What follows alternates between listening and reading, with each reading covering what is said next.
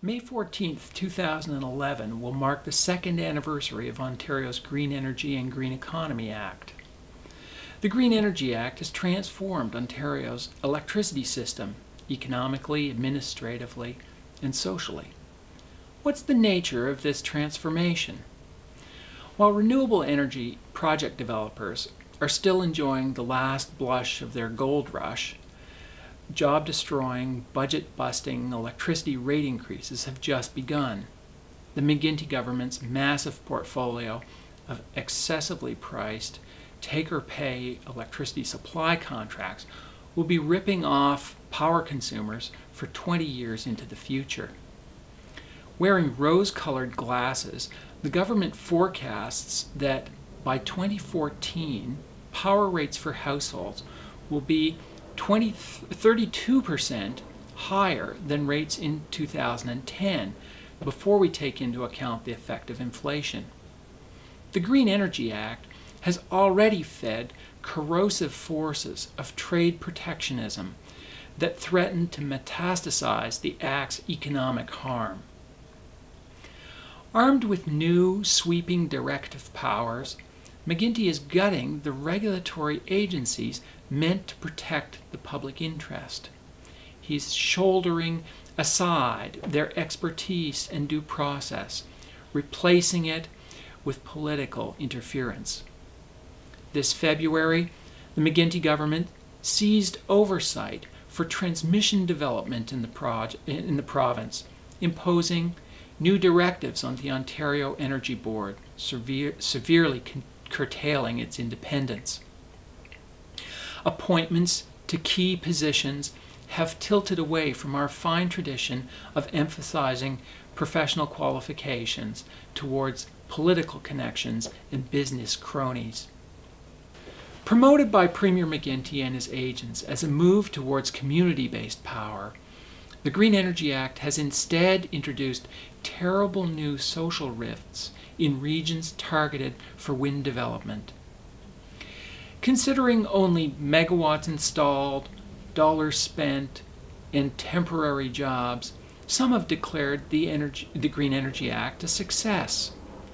A broader frame presents a contrary view. Although compliant with the new streamlined approvals processes, many Green Energy Act megawatts are irresponsible developments, undermining public support for green energy. This October's election will bring many anti-wind MPPs to Queen's Park.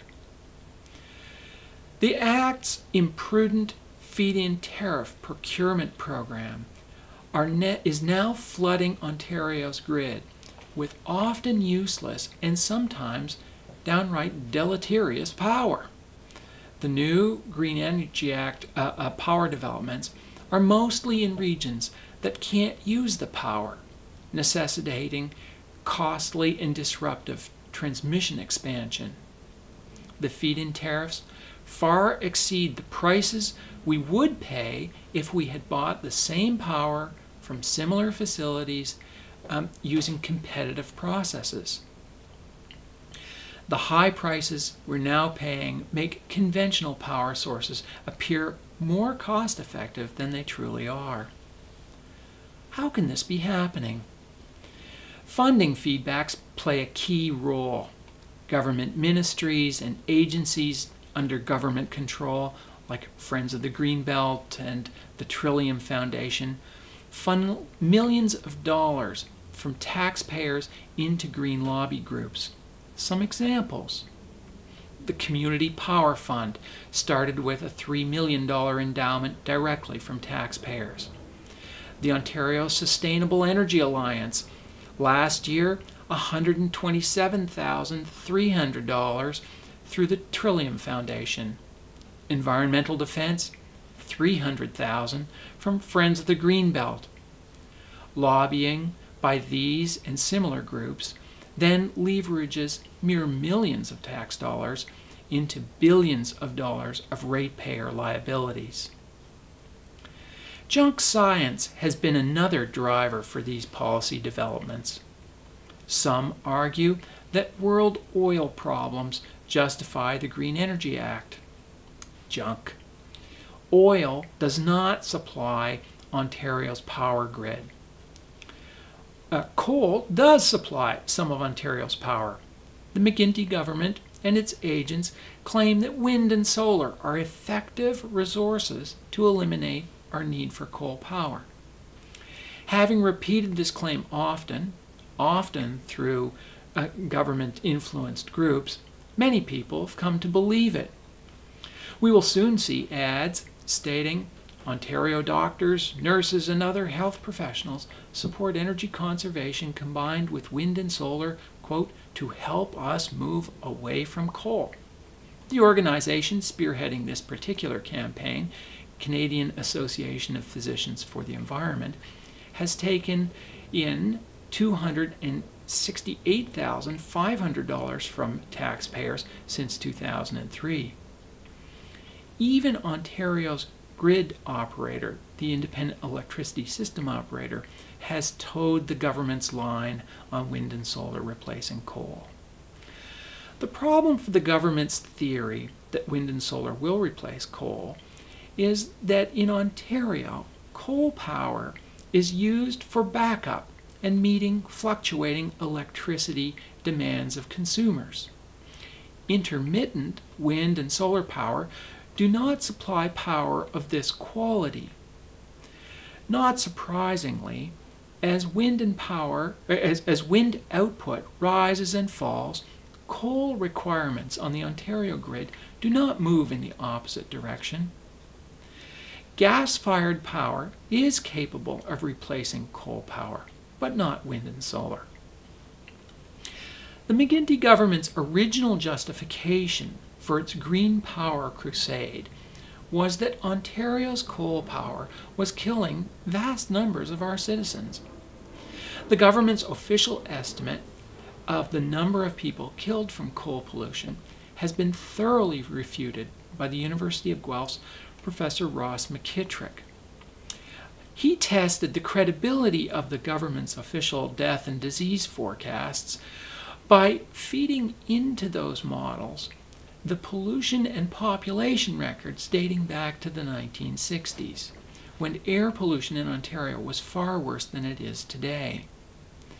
The pollution models the government used produced death estimates attributable to air pollution whereby over 100% of the actual death rate would have been attributable to the air pollution itself. When models generate such absurd results when applied to the recent historical record, we would be foolish to trust them for forecasting. Eliminating coal power will have almost no effect on smog, where the transportation sector is by far the largest contributor. Employment impacts, the jobs benefit of green energy, is another area of rampant junk science. Last December, the Conference Board of Canada, usually a well-respected institution, concluded that offshore wind development will create thousands of jobs across Ontario. The study considers only short-term employment effects, assumes that wind will replace coal, assumes that it promotes the protectionist elements of the Green Energy Act, and ignores the impacts of the Act in terms of higher power rates. Just 4 months later, the Conference Board came out with another study on electricity, drastically slashing its outlook for wind development in Ontario. What legacy will the Act leave us with? By 2014, Ontario will get approximately 5% of its electricity supply from wind and solar, some of it useless to consumers. We will also have much higher power rates, net job losses, and rural industrialization. One impact getting little attention is the effect on communities. Urban Ontario, including city-bound journalists, is largely unaware of the corrosive effects some wind developments are having on communities, neighborhoods, and even families. Many folks valuing peace and quiet in the countryside don't see industrialization as a benefit. Rural residential land values, particularly in picturesque recreation and retirement-oriented communities, are crashing where wind power developments are proceeding. This loss of value is expropriation without compensation. Many farmers want diverse land uses and lots of neighbors, but there are some practitioners of industrial agriculture who would prefer to have no neighbors at all. Some farms are more profitable if there are no neighbors around to complain about discharges of manure and chemicals into local waterways, groundwater nitrate pollution, pesticide spray drift, foul odors, and drained wetlands. Similarly, wind power is more profitable if there are no neighbors to complain about noise, infrasound, flickering light, ground voltage, dead birds and bats. Bolstered by wind power's land rental income, some large farms are empowered to take over smaller ones. Meanwhile, wind development is reducing residential and recreational land values. Some industrial wind developers and some industrial agricultural interests have a natural affinity. Both want to drive away pesky neighbors. Wind development is benefiting some property owners while harming others. This is rending rural communities asunder. When developers come into communities looking to sign land leases for access, neighbors start wondering, who has sold us out? By extinguishing the rights of concerned citizens to protect their land through municipal zoning, the Green Energy Act has sowed the seeds of injustice and ignited fires of frustration. Some disaffected rural citizens harbor dark private thoughts about actions they might take if pushed. A new kind of grassroots movement is developing across rural Ontario. Cut off from effective local decision-making, a province-wide network of groups is forming around a single purpose: stopping wind projects. Many municipalities are in open revolt against the Green Energy Act and the provincial government that sponsored it. A couple of weeks ago, Chatsworth Council decided that they would not issue building permits for the construction of wind power. Historically, Ontario has had trouble thinking rationally about its electricity choices. The conflicting interests of consumers versus taxpayers has been tough to sort out in a largely government-owned system. Weighing the balance between environmental protection versus consumer interests has been another area of conflict. Investment risks were inherently hard to weigh when clouded by government loan guarantees. Government agencies have had a tendency to prefer opaque financial reporting and in some cases committed out-and-out fabrications. Dealing with our nuclear challenges has proven to be almost as hard as the harshest critics of the technology warned. And there is still potential that the critics may prove to be too optimistic. We need new ways to think about our electricity future and to find positive roles for renewable energy. First, the Green Energy Act has to go.